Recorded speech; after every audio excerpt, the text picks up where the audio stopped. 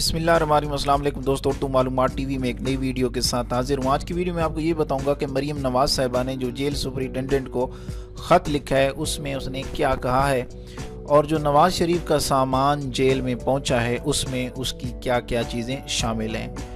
اور دوستو ایک بات میں یہاں پہ یہ کرتا چلوں کہ ہمارے چینل کا مقصد آپ تک تمام سماجی، معاشرتی، اخلاقی اور سیاسی معلومات کا پہنچانا ہے، اور اس سلسلے میں کوشش کرتا رہتا ہوں کہ آپ تک سچ، حق اور جو آپ کے لیے بہتر چیزیں ہوں وہ میں آپ تک پہنچاتا رہوں، تاکہ آپ لوگ علم سے بہرور ہوتے رہیں اور اچھی باتوں سے بہرور ہوتے رہیں۔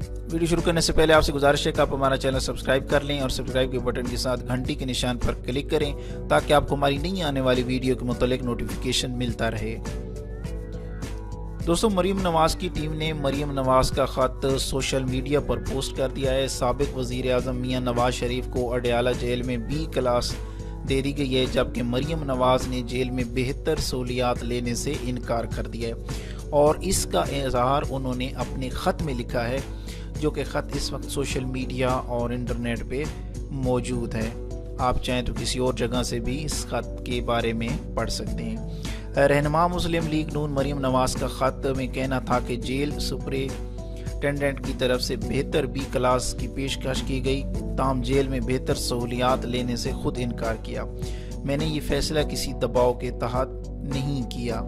یاد رہے کہ ایون فیڈ ریفرنس کے کیس میں سزا پانے والے نواز شریف اور ان کی صاحبزادی مریم نواز کو گزشتہ روز وطن واپس پہنچنے پر لاہور ایئرپورٹ سے گرفتار کیا گیا، جس کے بعد انہیں راولپنڈی کے اڈیالہ جیل منتقل کر دیا گیا تھا۔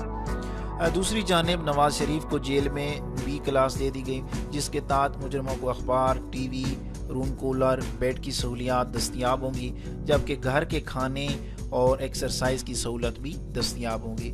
نواز شریف اور مریم نواز کا لاہور سے لایا گیا ذاتی سامان بھی اڈیالہ جیل منتقل کر دیا گیا ہے۔